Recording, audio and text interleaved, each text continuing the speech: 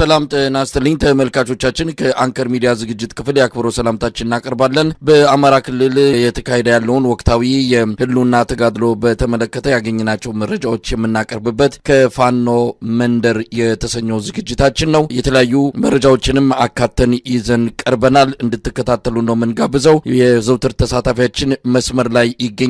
ባለፉት 2 ቀናት በአማራ ክልል በተለያዩ ቀጠናዎች የተደረጉ የህልውና ተጋድሎችና ተያያዥ ጉዳዮችን በመረጃ ደረጃ ሰብስቦ ተገኝቷል። በቀደም ተከተል ያቀርብልናል። ነገር ግን ወደዛ ከመግባት በፊት እንደው ባጭሩ የብሔረሰቦች ቀን በሚል በማዕከላዊ ኢትዮጵያ ክልል በሆሳና ከተማ መከበሩን ሰምተናል። እንግዲህ በተመለከተ ከዚህ ቀደም በተለያየ መልኩ መረጃውን አውጥተናል። ለዚህ ክብረ በዓል የማዕከላዊ ኢትዮጵያ ክልል ሰራተኞች ደሞዛቸው ሙሉ በሙሉ ወደ በዓሉ እንዲውል በመደረጉ ከፍተኛ ችግር ውስጥ መግባታቸውን መግለጻቸው የሚታወስ ነው። ደመቅ ያለ በዓልና ክብር ከሌላው ክልል ለምን እናንሳለን በሚል እንደሻው ጣሰው የተመራው የክልሉ መንግስት ካቢኔ የክልሉን ሰራተኞች ደሞዝ በሙሉ ወደ በዓሉ በማዞር ነው እንግዲህ ሰራተኛው ለሚቀጥሉት ጥቂት ወራት ደሞዝ እንደማይኖረው ነው የተገለጸው ለበዓሉ ሲባል። ለማንኛውም በዚህ በዓል ላይ አብይ አህመድ ተገኝቶ ንግግር አድርጓል። በዚህ ንግግሩም ፉከራን ጨምሮ የተለመደውን የበልጽገናል ዲስኩር በተከታታይ አሰምቷል። እንደው ባጭሩ ስለሱ እናንሳና ወደ መደበኛው ከፋኖ መንደር ወደ ተሰኘው ዝግጅታችን እናመራለን።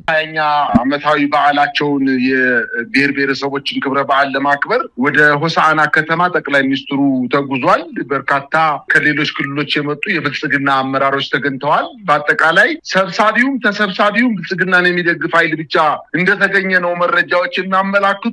ምናልባትም መሳይ ጠቅላይ ሚኒስትሩ በዚህ ስብሰባ ላይ በምንም ተአምር የሚመለከተው ሰውም አልነበረም። ከአጠቃላይ ከኢትዮጵያ ሕግ አንጻር በታሪክም ከዚህ በፊት ካሳለፉት 19 የብሔር ብሔረሰቦች በዓል ላይ የፌዴሬሽን ምክር ቤትና ፕሬዚደንቷ ወይም ፕሬዚደንቱ ናቸው ባለ ጉዳይ ሆነው ለህዝብ ንግግር የሚያደርጉት። ርዕሰ ብሔር እንጂ ርዕሰ መስተዳደር በብሔር ብሔረሰቦች ላይ ይህን ያክል ፉከራና ቀረርቶ ዛቻና ማስፈራራት ነገር ብቻ ተናግሮ የመጣ ጠቅላይ ሚኒስትር ከዚህ በፊት ተደምጦ አይታወቅም። ኃላፊነት የተሰጠው ለርዕሰ ብሔሩ ነው እንጂ ለርዕሰ መስተዳደሩ አይደለም። በማይመለከተው ነገር በሁሉ ነገር እኔ ካላቦካሁት የሚጋገር እንጀራ የለም የሚለው ጠቅላይ ሚኒስትሩ በዛ በሆሳና ከተማ ተገኝቶ ዛቻና ፉከራ ነው ሲያሰማ የዋለው። ኢትዮጵያን በረሃብ፣ በችግር፣ በጦርነት፣ በተለያዩ መከራዎች የሚገኙ የኢትዮጵያ ህዝቦች ብሔር ብሔረሰቦችን ችግር እያየ እሱ ግን አሁን ልክ አገሪቱ በከፍተኛ ደረጃ እንደበለጸገች የሚመጡ ችግሮችን ወደ እድል በመቀየር ወደ ብልጽግና ጎዳና እናመራለን በማለት ኢትዮጵያ በታሪኳ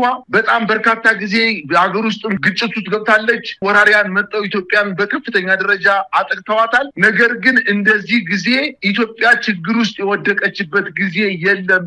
ሆሳና ከተማ ከዚህ በፊት ወጣቶችን፣ የመንግስት ሰራተኞችን፣ ሐኪሞችን፣ ሌሎችንም ነጋዴዎችን ብቻ አይደለም መሳይ ገበሬዎች ወደ ከተማ ሲመጡ ከእንቁላልና ከዶሮ ላይ ቀረጥ በመሰብሰብ በክልሉ ላይ የሚከበረውን ብሔር ብሔረሰቦችን በዓል ከሌሎች የተሻለ እንዲሆን ለማድረግ በማለት ህዝብን ሲዘርፉበት ሲቀሙበት የከረሙበት 2 እና 3 ወራቶች አልፈዋል። አሁን ደግሞ የብልጽግና የአማራ ክልል ከትግራይ ምናልባትም ከኦሮሚያ ክልል ከአፋር ከሶማሌ ከቤንሻንጉል ጉሙዝ ከጋምቤላ ክልል ተሰብስቦ የመጣ የብልጽግና አባልና የብልጽግና ካድሬ ብቻ ስብሰባ ነው። እነሱ በልጽገውበታል። የኢትዮጵያን ህዝብ እያስቸገሩ እየገደሉ እነሱ በሰላም ይኖራሉ። እነሱ ገንዘብ ሰብስበው ሀብትን አፍርተዋል። ስለዚህ የተናገረው ነገር ለብልጽግና ፓርቲ ሊሆን ይችላል የሚል እምነት ነው ያለ ይመስላል።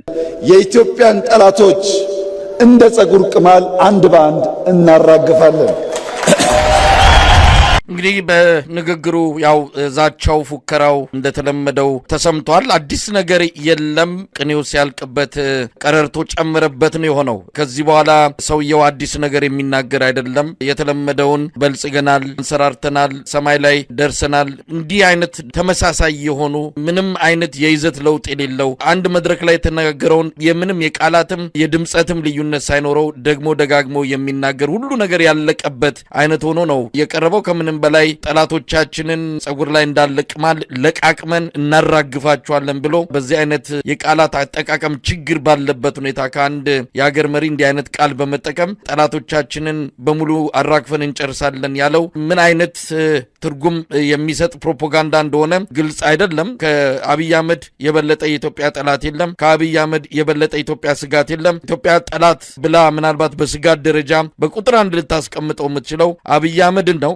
በየጊዜው ጠላት እያበራከተ ይራሱን በየጊዜው ተቀናቃኞቹን እያፈራ እየፈለፈለ የሚሄድ በየቦታው እሱን ለመጣል ነፍጥ የሚያነሱ እሱን ለመጣል ሰላማዊ ትግል የሚቀሰቅሱ የሚያነሱ የህብረተሰብ ክፍሎች እየጨመሩ መጡ እንጂ እየተራገፉ እንዳልመጡ በግልጽ እያየን ነው። ለራሱ መንደርም ማረጋጊያ ይሆናል ብሎ የተናገረው ነው። የሱም መንደር እየሰማው አይደለም። የሱም መንደር እሱን ከመስማት ይልቅ እሱ መቼ ይሆን ያዘጋጀው ቤቱ የሚሄደው በአቡዳቢ አካባቢ ቤተ መንግስት እንዳሰራም ይነገራልና ያ ቀን መቼ ነው ብሎ የራሱ መንደርም ውስጥ ለውስጥ ያንሾኳሾከ እንዳለ እንሰማለን። አደባባይ የሚናገሩት ሌላ ነው። ከመጋረጃው በስተጀርባ ግን ይሄ ሰውዬ ጥሎን ይሄዳል የሚለው ጭንቀትና ስጋት ነው ብልጽግና መንደር ያለው እንጂ አሁን እሱ አደባባይ ወጥቶ እንደሚፎክረው እንደሚናገረው እንደሚዘልፈውና እንደሚዝተው እንዳልሆነ በግልጽ የሚታወቅ ነገር ነው። ለማንኛውም የብሔር ብሔረሰቦች ቀን የሚባለው የኢትዮጵያን ህዝብ እኩልነት ያፈረሰ በዚህ ቀን ብቻ ብሔረሰቦች እየታዩ እኩልነታቸው የሚነገራቸው 364 ቀን ግን እኩልነት ሳይሆን አድሏዊነት የተወሰኑ ሰዎች ብልጽግና ብቻ የታየበት የአንድ አካባቢ ሰዎች ብቻ የፖለቲካውንም የኢኮኖሚውንም የበላይነት የያዙበት ሌላው ግን እንዲሁ ለክብረ በዓልና ለቴሌቪዥን ድምቀት በዓመት አንዴ የሚጨፍርበት ዕለት ነው ማለት እንችላለን። የኢትዮጵያ ህዝብ የብሔር ብሔረሰቦች ቀን አያስፈልገውም። የኢትዮጵያ ህዝብ አብሮ የሚበላ አብሮ የሚኖር ሰርጉም ሀዘኑም ሁሉም ድምቀቱም በጋራ የሚያደርግ ነው። በአንድ ቀን ተለይቶ ለፖለቲካ ፍጆታ በሚል በሚከበር ቀን አይደለም የኢትዮጵያ ህዝብ መብት የሚረጋገጠው። አብይ አህመድ ዛሬም ይፎክራል። ነገር ግን ውድቀቱ ከምንጊዜውም በላይ እየተቃረበ መፈራረሱም እውን እየሆነ ከማየት ያለፈ ምንም የሚፈይደው ምንም የሚያመጣው ለውጥ የለም። እውነት ነው መሳይ። ሰውየው እኮ በስልጣን ለመቆየት ብቸኛው መንገድ አሁን እኛና እነሱ የሚል ንግግር ነው እየተናገረ ያለው። በአንድ በኩል የእሱ ዙሪያ ላይ የተከማቹ ግለሰቦችና ቡድኖች አሉ፣ በሌላ በኩል ደግሞ የኢትዮጵያ ህዝብ አለ። አሁን ልዩነቱ ቁልጭ ብሎ ለኢትዮጵያ ህዝብ እየታየ መጥቷል። ይሄ ልዩነት እኛና እነሱ ብሎ መቀስቀስና መለያየት ካልቻለ በስተቀር እንደማይቀጥል አውቋል። በዚህም አጠቃላይ ለኢትዮጵያ ህዝብ የሚበጅ ነገር አንብቦ አያውቅም። ከዚህ በፊት ስልጣን በያዘ እስከ ዓመት ከ6 ወር እስከ ዓመት ከ8 ወር ምናልባትም ግፋቢ እስከ 2 ዓመት ድረስ የነበሩት ንግግሮችን ወደ ኋላ ተመልሰን ስናይ ጥራዝ ነጠቅ ከግለሰቦች ከታዋቂ ኢትዮጵያውያን ከዓለም አቀፍ ተናጋሪዎች ተለቃቅሞ የመጣ ንግግር ነው። ብዙ ጊዜ በመድረክ ሲሸውደን ነው የኖረው። ከዚህም ከዛም ቃርሞ መድረክ ላይ እየወጣ ሲናገር የነበረ ግለሰብ እንደሆነ አሁን በቃ አለቀበት። አንተ እንዳልከው ቅኔው ሲያልቅበት ቀረርቶ ጨመረበት አይነት ንግግር ነው። በጣም የኢትዮጵያ ህዝብ ከፍተኛ ምሬት ውስጥ ገብቷል።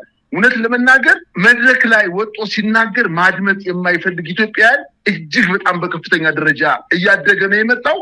አጠቃላይ የሚሰጣቸው ምሳሌዎችም ከአንድ ጠቅላይ ሚኒስትር የሚጠበቅ ሀገርን ከሚገዛ የሚጠበቅ አይደለም። እውነት ለመናገር እየገደለም እያሰቃየም እያስራበም እያረደም በደሎችን እየፈጸመ ሁሉ ምሳሌው ነገር በሙሉ በድህነት እንዳደገ በጥረት እንዳደገ በማስፈራራት እንዳደገ የሚሰጣቸው ምሳሌዎች ለምሳሌ አሁን የተናገረው ነገር እንደ ፀጉር ቅማል ኢትዮጵያውያን እኮ በጣም በድህነት ብንኖርም እውነት ለመናገር አሁን ፀጉር ቅማል እኮ ከጠፋ በጣም እንደውም 15 20 30 በፊት እኮ ጠፍቷል። አሁን የፀጉር ቅማል ገጠርም ብትሄድ እንደዚህ አይነት ነገር የለም። እሱ ግን በልጅነቱ የያዘውን ነገር ነው እስካሁን ይዞት የቀጠለው እና ችግሮቿ በልጅነቱ የደረሱበትን አጠቃላይ የሳይኮሎጂ የቁስ እጥረት ችግር የነበረበት የአእምሮ ችግር እጥረት የነበረበት አሁን በደንብ ቁልጭ ብሎ እየታየ ነው። እንግዲህ እንደ ፀጉር ቅማል ያላቸው የፋኖ ኃይሎች አፍንጫቸው ድረስ መጥተው ከፍተኛ አደጋ እያደረሱበት እንደሆነ አውቋል። ይሄ ሁሉ ነገር አልበላሽንም ምን አመጣው አይነት ነገር ነው። እውነት ለመናገር የፋኖ ኃይሎችን ሻመት ቢዋጉ አያሸንፉም፣ እንዲሁ ዝም ብሎ ጫካ ለጫካ ሲዞሩ ይኖራሉ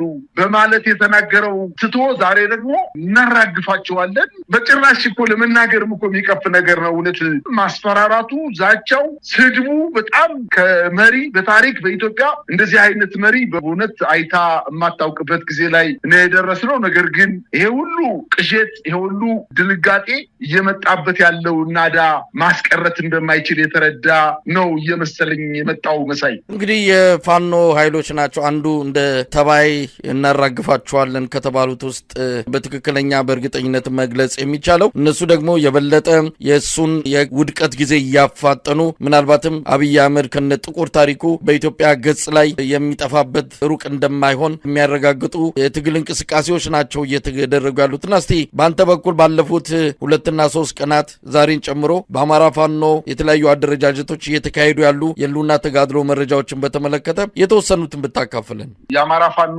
ወታደራዊ ጠቀሜታ ያላቸውን ቦታዎች ከያዛቸው አካባቢዎች አንዱ የጎጃም ፓዊና ቻግኒ አካባቢ ነው። በዚህ አካባቢ የአማራ ፋኖ ብሔራዊ ኃይል ምዕራብ አማራ ቀጠና ቴዎድሮስ እዝ የ105ኛ ኮር 66ኛ ክፍለ ጦር ለተከታታይ 4 እና 5 ቀናት ከፍተኛ የሆነ ውጊያ ሲያደርግ እንደሰነበተ ይታወቃል። በተለይ በዛሬው ዕለት በተደረገው ውጊያ እጅግ በጣም የሚያስደንቅና የሚያስገርም ድል ነው የተጎናጸፉት። ኮሎኔል አጥናፉን ጨምሮ ሻለቃ ታምራትን እንዲሁም ሌሎችም የመቶ መሪዎች መቶ አለቆችን ሻምበሎችን ጨምሮ በርካታ የአገዛዙን ጦር መደምሰሳቸውን በአጠቃላይ በተደረገው ውጊያ ከ37 በላይ የአገዛዙ ጦርን መደምሰስ መቻላቸውንና ከ75 በላይ ማቁሰል መቻላቸውን የዛ አካባቢ የፋኖ የህዝብ ግንኙነት አስታውቋል። በተደረገው ውጊያም 32 ጥቁር ክላሽንኮቭ፣ 3 አስቃጥላ የብሬን ጥይት፣ 1 የጦር ሜዳ መነጽር፣ 1 ስናይፐር መነጽር፣ ከ17 በላይ የእጅ ቦምቦች፣ ከ1500 በላይ የክላሽ ጥይት፣ 2 ብሬን ሸንሸሎችና ከ100 በላይ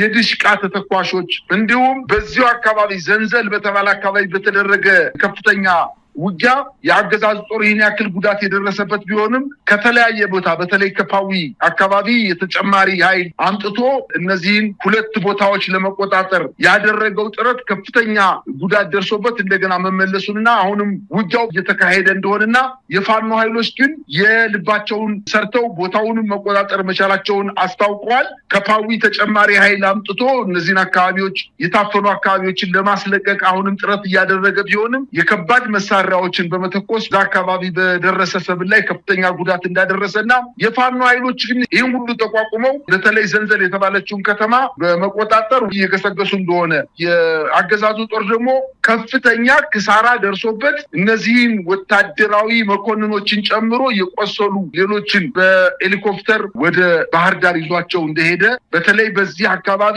የምዕራብ እዝ 92ኛ ክፍለ ጦርና የ22ኛ ክፍለ ጦሮች በጋራ ነበር ለማጥቃት እንቅስቃሴ ያደረጉት። ነገር ግን ሳይችሉ ቀርተው ልክ በእነሱ ተመጣጣኝ ቁጥር ያለው የፋኖ ኃይል 2 ክፍለ ጦር የፋኖ ኃይሎች ተሰልፈው የመልሶ ማጥቃት በማድረግ ትልቅ ድል መጎናጸፋቸውን ነው መረጃዎች እያመላከቱ የሚገኙት። እንዲሁም ከሸዋሮቢት አቅራቢያ ቆቦ በተባለ ቀበሌ ላይ በተደረገ ከባድ ውጊያ የነበረውን የአገዛዙን ጦር በርካታ ኃይል መደምሰስ መቻሉንና ቆቦ ቀበሌና የምትባለውን አሁንም በፋኖ ኃይሎች ቁጥጥር ስር መሆኗን ለማወቅ ተችሏል። በሌላ አቅጣጫ የአማራ ፋኖ ብሔራዊ ኃይል ደቡብ አማራ ቀጠና አሳምነው እዝ አጼ ዘራ ያዕቆብ 1ኛ ኮር 7 ክፍለ ጦር በኤፍራታና ግድም ወረዳና ካናኮርማ ቀበሌ በተደረገው ከባድ ውጊያ በካራ ለጎሮ ቀበሌና አካባቢው የ103ኛ አየር ወለድ ጦር ላይ በሰነዘሩት ከፍተኛ ማጥቃት የአገዛዙ ጦር ክፉኛ መጎዳቱና ከሸዋሮቢት ተነስቶ ወደ ቆቦ ቀጠና ሲጓዝ በነበረው 103ኛ አየር ወለድ ክፍለ ጦር የሸዋ ጠቅላይ ግዛት እዝ የራምቦ ክፍለ ጦር 3ኛ ሻለቃና የ7 ክፍለ ጦር ከ40 አርበኞች ጋር በመቀናጀት በጋራ በፈጸሙት ማጥቃት ከአጣዬ ኤፊሶን በሚወስደው መንገድ መሃል ቆርጠው ከፍተኛ ጉዳት እንዳደረሱበትና አሁንም በኤፊሶን አካባቢ ከፍተኛ ውጊያ እየተደረገ እንደሚገኝ ለማወቅ ተችሏል። ይህ በእንዲህ እንዳለ ከ1 ወር በፊት የአማራ ፋኖ በሚንቀሳቀስባቸው በሰከላ አካባቢ የአማራ ኃይሎችን ለመምታት ጦሩን አሰልፎ ጠንካራ ወደ ሆነው የፋኖ ይዞታ ገስግሶ ሄዶ የነበረው የአገዛዙ ጦር ተመቶ ሲመለስ በ6 አርሶ አደሮች ላይ ምላሳቸውን፣ ብልታቸውን፣ እጃቸውን ቆርጦ ቆዳቸውን ተልትሎ አስፓልት ላይ ጥሏቸው እንደሸሸ ይታወቃል። እንግዲህ የፋኖ ኃይሎች ብድር መላሽ ሆነው አጉት በተባለ ቀበሌ ንጹሃን በተገደሉ ቦታ ላይ በተደረገው ውጊያ የአማራ ፋኖ ብሔራዊ ኃይል ቴዎድሮስ እዝ ከ50 በላይ የመከላከያ አባላቱን በመግደል 42 ጥቁር ክላሽ በመማረክ በምርኮ ማግኘታቸውንና በዞ 23 እና በምርፍ የተደገፈ ከፍተኛ ውጊያ ቢያደርግም የአገዛዙ ጦር አጉት ከተማን ለቆ መውጣቱንና በአካባቢው በሚገኝ ተራራ ላይ ራሱን እየተከላከለ እንደነበርና የፋኖ ኃይሎች ብድርን የሚመልሱ ህዝባቸውን የሚታደጉበት ደረጃ ላይ መድረሳቸውንና የመከላከያ ገዳይ የሆነው ስርዓት ግን አሁንም ሲቪሎችን እየገደለ ቢቀጥልም ነገር ግን የፋኖ ኃይሎች በቀል እንደፈጸሙና ከ50 በላይ የአገዛዙን ጦር በውጊያ ሜዳ ላይ መግደላቸውን ከዚህ ቁጥር ያልተናነሰ ኃይል ደግሞ ማቁሰል መቻላቸውን ለማወቅ ተችሏል። ይህ በእንዲህ እንዳለ በ2 ቀን በፈጀ ሙሉ ቀን በተደረገ በድላንታና በዳውንት መካከል ሾጋ በተባለ ቦታ ላይ የአገዛዙ ጦር በአማራ ፋኖ ብሔራዊ ኃይል ምኒልክ እዝ የደጋው መብረቅ ክፍለ ጦርና ኮር 2 ዞብላምባ ክፍለ ጦር በመቀናጀት ከፍተኛ ጥቃት በመፈጸም 5 ሙሉ ተሽከርካሪ መኪና ላይ ሲንቀሳቀስ የነበረን ኃይል ከበባ በመፈጸም በማጥቃት በርካቶችን መግደላቸውና ማቁሰላቸው በተደረገው ውጊያም ተተኳሾችንና የነፍስ ወከፍ መሳሪያዎችን መማረክ መቻላቸውን አስታውቀዋል። አሁንም በማዕከላዊ ጎንደር በጣቁሳ ወረዳ ከደልጊ ቀጠና አቅራቢያ በምትገኘው በኮታ በተባለ ወታደራዊ ካምፓቸው ተነስተው ሐሲን ጉርቲን የተባለውን ቀበሌ ለመቆጣጠር የተንቀሳቀሰው የአገዛዙ ጦር የአማራ ፋኖ ህዝባዊ ድርጅት በጌምድር ክፍለ ጦር በፈጸመው የሌሊት የደፈጣ ጥቃት ከ15 በላይ የአገዛዙ ጦር መግደሉንና የሄደበትን ተልኮ ሳይመታ ተመቶ መልሶ ወደ መኮንታ ወደ ተባለው ካምፑ መግባቱን ለማወቅ ተችሏል። በደቡብ ጎንደር በ4 የተለያዩ ቦታዎች በፋኖ ኃይሎችና በአገዛዙ ጦር መካከል ከፍተኛ ውጊያ የተቀሰቀሰ ሲሆን በላይ ጋይንት በ3 አቅጣጫ በዛጎች በተባሉ ቀበሌዎች አካባቢ እንዲሁም በተለያዩ የላይ ጋይንት አካባቢ ከፍተኛ ውጊያ እየተደረገ ሲሆን የአማራ ፋኖ ብሔራዊ ኃይልና የአማራ ፋኖ ህዝባዊ ድርጅት በጋራ ያንን አካባቢ የመጣውን የአገዛዙ ጦር መክተው መመለሳቸውን አስታውቀዋል። በተደረገው ውጊያም በርካታ የአገዛዙ ጦር መደምሰሱን ለማወቅ ተችሏል። በመተማ እንዲሁም አሻሚትና ቧንቧ በተባሉ ቦታዎች ላይ የመንግስት ጦር አሻሚትንና አካባቢውን ለመቆጣጠር ተጋድሎ ያደረገ ቢሆንም የአገዛዙን ጦር መተው አሻሚት ከተማንና ቧንቧ የተባሉ ከተሞችን መልሰው በእጃቸው ማስገባታቸውን ለማወቅ ተችሏል። በርካታ የመገናኛ ሬዲዮኖችን መማረካቸውንና ወታደራዊ መኮንኖች ሻምበል መሪዎችን ጨምሮ በስም ያልተጠቀሱ የ100 መሪዎችን መግደላቸውን አስታውቀዋል። መከላከያው በተደጋጋሚ የተለያዩ ክፍለ ጦሮችን እየያዘ ለማጥቃት ከፍተኛ ጥረት ያደረገ ቢሆንም እስከዛሬ ድረስ ምንም ያልተሳካለትና ክሳራ እየደረሰበት እየተመለሰ እንደሆነ ለማወቅ ተችሏል። ለተወሰነም ጊዜም ያችን አሻሚት የተባለችውን ከተማ የተቆጣጠረው የአገዛዙ ጦር ከፍተኛ ቁጥር ያለው ኃይሉ ስለተመታበት ቦታዋን ለቆ ወደ መጣበት የተመለሰ መሆኑን ለማወቅ ተችሏል።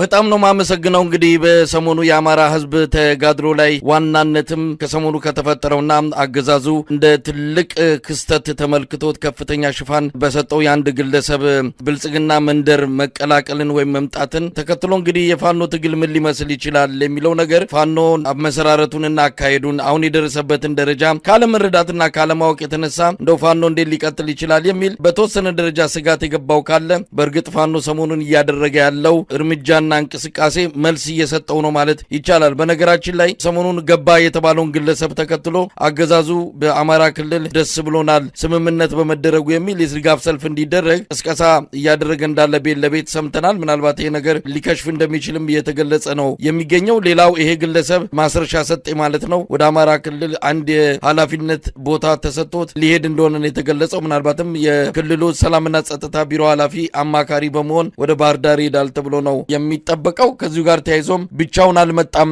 ብዙ ኃይሎችን ነው ይዞ የመጣው ብሎ ለመግለጽና በተለይም በስምምነቱም ሆነ ከዛ ጋር ተያይዞ ሌሎች ሰዎች አጠገቡ ያልታዩ መሆናቸው የብልጽግናውን ድራማ አስቂኝ ያደረገበት ሁኔታን ለመቀልበስ ይመስላል። የመንግስት ታጣቂዎችን እንደ ፋኖ አስታጥቀዋቸው በፋኖ ገጽታ አብረው የገቡ እንደሆኑ አድርገው ለማሳየት በዛም ደረጃ ድራማ ለመስራት እየተዘጋጁ እንዳለ ሰምተናል። በአጠቃላይ የግለሰብ በአሁን ሰዓት በአዲስ አበባ በአንድ ሆቴል ጥበቃ እየተደረገለት እንዳለም አንከር ሚዲያ በቦታው ያሉ ሰዎችን እማኝ አድርጎ መረጃውን መጥቀስ የሚችለው ይሆናል። ለማንኛውም በአጠቃላይ በዚህ ዙሪያ ምን ማለት ይቻላል? መሳይ ይሄ ግለሰብ እውነት ለመናገር ከዚህ በፊት ለ3 እና ለ4 ወራት በተከታታይ እንደተመለከትነው ከሆነ ራሱ ምናልባት 2 እና 3 አጃቢዎችን ይዞ ፌስታል ይዞ አንድ ውሻ አስከትሎ ሲንከራተት እንደነበረ ነው የምናውቀው። ይህ ሰውዬ ከፍተኛ ጥቅም አግኝቷል። እውነት ለመናገር በውጊያ ተሳትፎ የማያውቅ ግለሰብ ከገባ በኋላ አሁን ከፍተኛ ችግር ውስጥ ነው የወደቀው። እንግዲህ ጎንቻ ሲሶ፣ እነሴ ሳር ምድር፣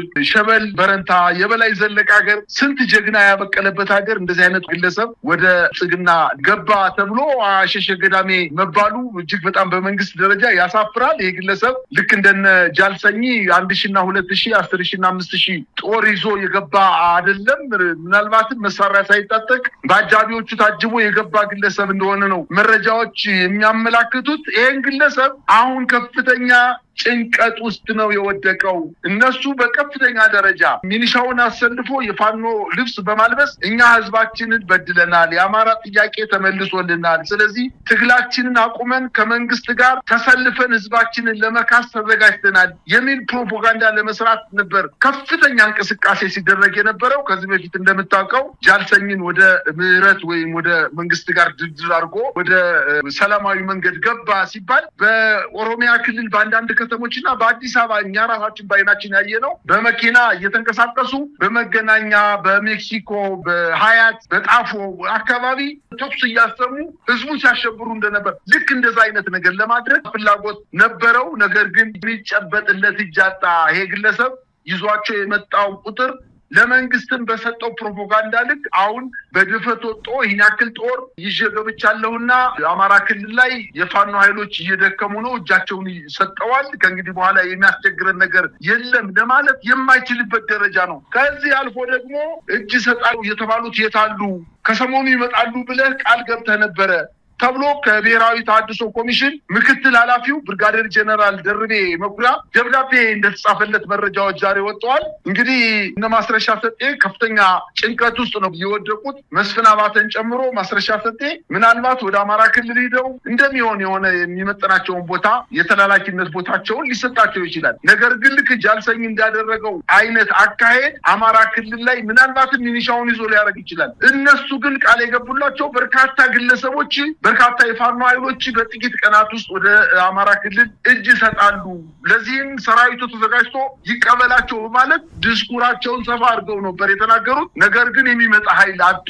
ይሄንን በማጣታቸው የብሔራዊ ተሃድሶ ኮሚሽን ለሁለቱ ግለሰቦች በተለይ በዋናነት ለማስረሻ ሰጤ በብርጋዴር ጀነራል ደርቤ መኩሪያ የተጻፈ ደብዳቤ በእጁ እንደደረሰው መረጃዎች አሁን ማምሻውን ደርሰውናል። በሚዲያዎች ከፍተኛ ከበሮ እየተመታ ተዘፍኗል። በተደጋጋሚ ጊዜ የፋኖ ኃይሎች ወደ አንድነት እየመጡ እንደሆነ መንግስት ስላወቀ እያደረገ ያለው ነገር ምንድነው? ማስረሻ ብቻ አይደለም ሌሎችም እየወጡ ነው በማለት የስልክ ቅጂዎችን በአርቲፊሻል ኢንተለጀንስ በደንብ አድርጎ እየቆራረጠ በማቅረብ እርስ በርሳቸው እንዲጋጩና ጥርጣሬ ውስጥ እንዲገቡ ለማድረግ ዝግጅት አድርጎ በሚዲያዎች በሙሉ በእነሱ ደጋፊ ሚዲያዎች እየቀረቡ ነው የሚገኙት። ይሄ ነገር እንግዲህ መልስ እየተሰጠበት ነው። ከፋኖ ኃይሎች ለብልጽግና የሚሰጥ እጅ የለንም፣ እጃችንን ማንም አይጨብጠውም፣ እኛ በደል ደርሶብን በደልን ተጠይፈን የወጣን መሪዎች ነን።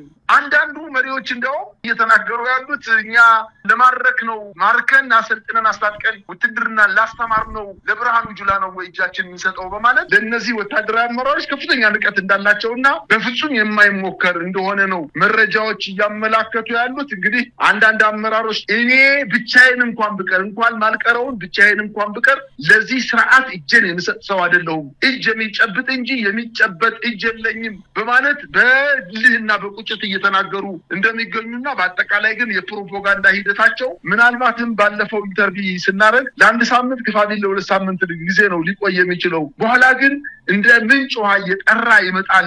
ማንኛው ትክክለኛ እንደነበረ እንደ ምንጭ ውሃ ጠርቶ ለአማራ ህዝብ የትኛው ኃይል ነው ጀግና፣ የትኛው ኃይል ነው በፕሮፓጋንዳ ብቻ የትኛው ኃይል እንደሆነ እናየዋለን በማለት ተናግረን ነበረ። ይኸው አሁን ጨንቋቸው አንድ የደብዳቤ መጽሐፍ አንድ ሚኒሻውን የፋኖ ልብስ አልብሶ ወደ ከተማ ለማምጣት እንቅስቃሴ እያደረጉ እንደሚገኙ ነው መረጃዎች የሚያመላክቱት። የፋኖን ትግል ያዳክማል ያለውን የትኛውንም እርምጃ የአብይ አህመድ አገዛዝ ወስዷል። በጦር ኃይል ድሮን፣ በጀቶች፣ በከባድ መሳሪያዎች፣ በሴራ በተንኮል ልዩ ኃይል በማሰልጠን አድማ በታኝ በማሰልጠን ለሚሊሻ ከፍተኛ ደሞዝ በመክፈል ፖለቲካዊ ሸፍጦችን በመስራት ሰውን በማስራብ በአስገድዶ መድፈር አሁን ደግሞ መጀመሪያ የራስ የሆነን ሰው ካስገቡ በኋላ በማስከዳት እንደነዚህ አይነት ሸፍጦችን ያልተጠቀመባቸው ያልሄደባቸው ርቀቶች የሉም። ግን አንዳቸውም ውጤት አላመጣም። ፋኖ የበለጠ እየገዘፈ የመጣበት ሁኔታ ነው የምናስተውለው። እንግዲህ አብይ አህመድ በየቦታው ክሽፈት ነው። በየቦታው የጀመራቸው ነገሮች ሁሉ እየተበላሹበት ነው። የምናውቃቸው ሁለት ስምምነቶች የፕሪቶሪያውና የታንዛኒያው ስምምነቶች አሁን ላይ ለአብይ አህመድ ትልቅ የፖለቲካ ሸክም ነው ይዘውበት የመጡት። የፕሪቶሪያ ስምምነት ለአብይ አህመድም ለውሃትም ኃይል ለማንም የሰራ አይደለም። ኢትዮጵያ ኢትዮጵያንን በተለይም የትግራይ ክልልን የበለጠ መከራ ውስጥ ነው የከተተው። ወደ አማራ ክልል ደግሞ ጦርነትን ነው የጋበዘው። የታንዛኒያውን ድርድር በጃልሰኝ የሚመራው ቡድን ሰራዊቱን ይዞ ከገባ በኋላ ዛሬ እንደምንሰማው ከሆነ አብዛኛው እየታሰረ ነው፣ መገደሉንም እየሰማን ነው ብዙዎች። እንደው ምን ማለት ይቻላል? አብይ አህመድ እንዲህ አይነቱን ነገር ይሞክራል፣ የሚሳካለት ግን አይደለም። ይሄ እየታወቀ ነው። አሁንም ከአብይ አህመድ ጋር ድርድር እያሉ ጫና የሚፈጥሩ ኃይሎች ምናልባት ከዚህ ምን ተምረዋል የሚለውን ጥያቄ እንድናነሳ የሚያደርገን መሳይ፣ ይህ ስርዓት እኮ አንደኛ የድርድር ስርዓት አይደለም፣ ለድርድር ፍላጎት ያለው ስርዓት አይደለም። ለጊዜውም ቢሆን ኃይሉ እየደከመበት ሲመጣ ከተዋጊ ኃይሎች ውስጥ በተወሰነ ደረጃ ቁጥራቸውን በመለያየት የተወሰኑትን ስቦ በማምጣት ልክ ድርድር እንደሚፈልግና አገሪቱ ወደ ሰላም እንድትሄድ የሚፈልግ መንግስት መስሎ ለመታየት ጥረት ሲያደርግ ነው ያየ ነው። ይሄንን አንተ እንዳልከው በታንዛኒያ ከኦሮሞ ነጻነት ግንባር ጋር ባደረገው ውይይት ታይቷልኝ። አመራሮችን ከበረሃ ከጫካ በዓለም አቀፍ ቀይ መስቀል ማህበር አማካኝነት ከወሰዳቸው በኋላ የመጀመሪያ ጥያቄ ያቀረበላቸው የኦሮሚያ ክልል ህዝብ እንዴት ነው ሰላም የሚያገኘው? እንዴት ብንሆን ነው አብረን ሰርተን ክልሉን ልናበለጽግ ምንችለው? ሰላም ልናመጣ ምንችለው? እንዴት አድርገን ነው አይደለም ያቀረበላቸው ጥያቄ ገንዘብ ነው፣ ስልጣን ነው፣ የተደላደለ ኑሮንና መሬትን ነው። በአንዳንዶችንም ዩኒቨርሲቲ አስገብቼ መሬት ሰጥቼ እያለ ነው የደለላቸው። ይሄንን በፍጹም አንቀበልም ሲሉ ነው መጨረሻ ላይ የይምሰል የሆነ የሚመስል ድርድር አድርገው ሳይሳካ ነው የቀረው። በኦሮሚያ ክልል የተወሰነ ስልጣን ይሰጣቸው ተብሎ በጠቅላይ ሚኒስትሩ ታዘው የሄዱ ተደራዳሪዎች ይህን ጥያቄ ጠረጴዛ ላይ ያስቀምጠውላቸዋል። የትግራይ ኃይሎችን ብንመለከት በፕሪቶሪያ ያደረጉት ስምምነት ምን አይነት ዋጋ እንደሌለው እያየን ነው። አሁን በእነሱ ላይ ሲመልሰው ኃይላቸው ሲጠነክር ያንን ስምምነት እንዳልነበረ ለማድረግ ከፍተኛ ጥረት አድርጓል። የፋኖ ኃይሎችንም እኮ መሳይ በጣም በተደጋጋሚ ጊዜ ዘመንን ራሱ በግለሰብ ደረጃ እኮ 4 ጊዜ ሽማግሌ ተልኮበታል። 4 ጊዜ ሽማግሌ ተልኮ ወደ ውጭ ሀገር ውስጥ እናስተምርህ 10,000 ካሬ ሜትር ባህር ዳር ብትፈልግ አዲስ አበባ ተሰጥቶህ በ67 ሚሊዮን ብር ሽጠህ ቤት ተሰርቶልህ ዘመናዊ ኑሮ ትኖራለህ፣ በአማራ ክልል የምትፈልገውን ስልጣን እንሰጣለን። ተመሳሳይ ጥያቄዎችን አቅርበውላቸዋል። በቡድንም በተናጠልም ጥያቄዎችን አቅርበውላቸዋል። አሁንም እያደረጉ ያሉት እሱን ነው። በአማራ ክልል እነዚህ 2 ግለሰቦችን መስፍን አባተንና ማስረሻ ተሰጠኝ ስበው ያመጧቸው ዋነኛ ምክንያት እነዚህ ሰዎች ከ200 ከ300 ምናልባትም ከ1 ሚሊዮን የማይተናነስ የፋኖ ኃይሎች ውስጥ እነዚህን አመጡ ከፍተኛ የሆነ የሚዲያ ፕሮፓጋንዳ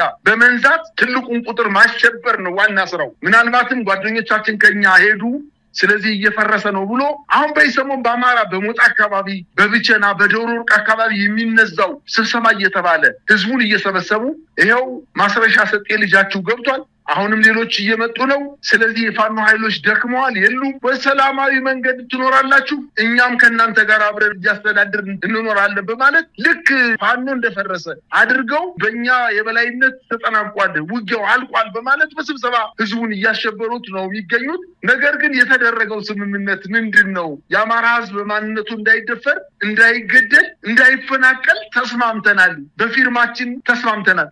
በሁለት ዘመዳማች ግለሰቦች ነው። ገዳዩ ሌላ፣ እያፈናቀለ ያለው ሌላ፣ እያሰደደ ያለው ሌላ፣ የአማራን ህዝብ በጅምላ እየፈጀ ያለው የፌዴራል መንግስቱ ነው። የክልሉ መንግስት አስፈጻሚ ምስለኔ አስተዳደር ነው። ኑ ግደሉልኝ፣ ኑ አፈናቅሉልኝ፣ ኑ አሰድዱልኝ ብሎ ጋባዥ እንጂ እሱ ገዳይ እሱ አፈናቃይ ወይም ፋኖ ገዳይ ፋኖ አፈናቃይ ሁኖ አይደለም። ስለዚህ በአረጋ ከበደና በማስረሻ ሰጤ መካከል የተደረገው ስምምነት ፍጹም ዋጋ የሌለው መሆኑን እዚህ ላይ አንድ ማሳያ መጥቀስ ይቻላል ማለት ነው። ገዳዩ ሌላ ሆኖ የተፈራረመው ደግሞ ሌላ ነው። የተፈናቀሉ ዜጎች እንዲመለሱ ማድረግ ነው። የት ነው? ወለጋ ነው የሚመለሱት? አምቦ ነው የሚመለሱት? ደቡብ ክልል ነው የሚመለሱት? እንዴት ነው የሚመለሱት? የአምቦ አካባቢ ያለ የራሱ ተወላጅ የኦሮሞ ማህበረሰብ ዛሬ ከቤቱ ማደር አይችልም። ከቤቱ አጠገብ ምሽግ ቆፍሮ ክላሽ ገዝቶ ዛሬ መጣብኝ የመንግስት ታጣቂ ነገ መጣብኝ ብሎ እየተረበሸ ነው ያለው። እዚህ ቦታ ላይ ነው የአማራ ክልል የተፈናቀለው። ሂዶ እንደገና ቦታውን የለቀቁ ሰው የራሳቸውን መሬት ሂዶ አርሰው የሚበሉት። በወለጋ በኪረሙ በምስራቅና ምዕራብ ወለጋ በሌሎችም የወለጋ ዞኖች ላይ የአማራ የተፈናቀለው አማራ ሂዶ ከእንግዲህ በኋላ በሰላም መኖር ይችላል? ያ ቦታ ሰላማዊ ነው? ይሄ በፍጹም የማይመስል ነገር ነው የተናገሩት። የአማራ ህዝብ እኩል የመልማት መብት፣ አሁን የአማራ ህዝብ የመልማት መብት ጠይቋል። መንገድ ይሰራልኝ፣ ትምህርት ቤት ይሰራልኝ፣ ጤና ጣቢያ ይሰራልኝ የሚል ጥያቄ አቅርቧል። ባልቀረበ ጥያቄ ከሆነ የተፈራረሙት የአማራ ህዝብ በሰላም የመኖር መብቴ ይከበርልኝ፣ በህይወት የመኖር መብቴ ይከበርልኝ፣ በነፃነት ብቻ ልንቀሳቀስ፣ መንግስት ትምህርት ቤትም አይስራልኝ፣ መንገድም አይስራልኝ፣ ንጹህ ውሃ ማያቀርብልኝ፣ ሕክምና ማይስጠኝ፣ ልጆችን ማያስተምርልኝ፣ ግን በሰላም አርሼ በመሬቴ ላይ ልብላ፣ አመጣችሁ አትግደሉኝ ነው ያለ። ቃራት ነጥብ። ይህን ጥያቄ ተመልሷል ወይ? አሁን በየትኛው አካባቢ ነው ሰላም የተፈጠረው? እነ ማስረሻ ሰጤ በተፈራረሙበት ቀን ጀምሮ የፋኖ ኃይሎች እኮ በበርካታ ቦታዎች ተጋድሎ እያደረጉ ነው። መከላከያ ሰራዊቱም ከምስለኔ አስተዳደሩ ጋር ከአድማ ብተና፣ ከሚኒሻ፣ ከጸረ ሽምቅ፣ ከፖሊስ፣ ከብልጽግና ካድሬዎች ጋር መሳሪያ ተሸክመው ጦርነት ላይ እኮ ናቸው። ከፍተኛ ጦርነት ነው። እነሱ ስለተፈራረሙ የተመጣ ለውጥ የለም። ይልቅስ ነግበኔ ነው። በትናንትናው ዕለት የደረሰን አንድ መረጃ በጃልሰኝ የሚመራው ከ800 በላይ የሚሆን ታጣቂዎች በሁለታ ወታደራዊ ካምፕ ላይ ተቀምጠው ነበረ። እነዚህን ግለሰቦች ወይም የኦሮሞ ነጻነት ግንባር ወታደሮች እናንተ የተሻለ ስልጠና ወስዳችሁ በአማራ ክልልና በትግራይ ክልል ለምናደርገው ጦርነት የተሻለ ወታደራዊ ብቃት ስላላችሁ ወደዛ ትሄዳላችሁ በመባላቸው ይህን በመቃወማቸው መገደል፣ መታሰር፣ መደብደብ ሲጀምሩ ከ600 በላይ ምናልባትም በአጠቃላይ ከ800 620 የሚሆኑት ከካምፓቸው ወጣው መጥፋታቸውና ተመልሰው ወደ ኦነግ ሸኔ መቀላቀላቸው ነው መረጃዎች የሚያመላክቱት። መከላከያ አሁን በአማራ ክልል የአንድ ዓመት አይደለም እኮ የ100 ዓመት ጦርነት አቅዶ ነው እንቅስቃሴ እያደረገ ያለው። ሰሞኑን በኦሮሚያ ክልል፣ በደቡብ ምዕራብ ኢትዮጵያ፣ በማዕከላዊ ኢትዮጵያ፣ በሲዳማ ክልል፣ በጋምቤላና በቤንሻንጉል ክልል በግዳጅ የመለመላቸውን ሰራዊቶች ወደ ማሰልጠኛ እያገባ ነው። ከመኪናቸው ላይ በባነር ምን ብለው ነው የጻፈው? ምን ብሎ ጽፎ እየሄደ ነው? የዘመቻ ቀይ ባህር ብሎ ጽፎ ነው። እናንተ የቀይ ባህር ዘማቾች ናችሁ፣ እኛ እናንተ በደንብ አድርገን አሰልጥነን ወደ ቀይ ባህር ለዘመቻ ልንልካችሁ ነው በማለት ስሜታቸውን በመኮርኮር እነዚህ ወታደሮች ሰልጥነው ሲጨርሱ ወደ አማራ ክልል ምናልባትም ቀጥሎ ወደ ትግራይ ክልል ሊወስዳቸው ይችላል ጦርነት ከተከፈተ። እነ አበበ ገረሱም በወታደራዊ እንትናቸው እየተናገሩ ያሉት ከ500 እስከ 1000 ዓመት ድረስ በኢትዮጵያ የኦሮሚያ ኢምፓየር ለመዘርጋት እንቅስቃሴ እያደረገ እንደሆነ በሚዲያ ላይ ወጣው የተናገሩበት ሁኔታ ስላለ የአማራ ሕዝብ ነቅተህ ታገል፣ አለዚያ በእድሜ ልክህን ለ1000 ዓመታት ነው ቋንቋም መናገር እንዳትችል፣ በአካባቢ አርሰ መብላት እንዳትችል የሚያደርግ መኖርም እንዳትችል የሚያደርግና ጠንክረህ ታገል፣ ሌላ ምርጫ የለህም በማለት ነው ማሳሰቢያ መስጠት ፈልገው። መሳይ በጣም አመሰግናለሁ። ሰፋ አድርገን የተመለከትነው አማራ ክልል ያለውን ወቅታዊ ሁኔታ የሚያሳየው የአውደ ውጊያ ውሎችና ሌሎች ተያያዥ ጉዳዮችን ያነሳንበት የዛሬው የከፋኖ መንደር የተሰኘው ዝግጅታችን የተከታተላችሁትን ይመስላል። ተመልካቾቻችን በዚሁ እናበቃለን። አንተን አመሰግናለሁ። እግዚአብሔር ይስጥልኝ። አመሰግናለሁ።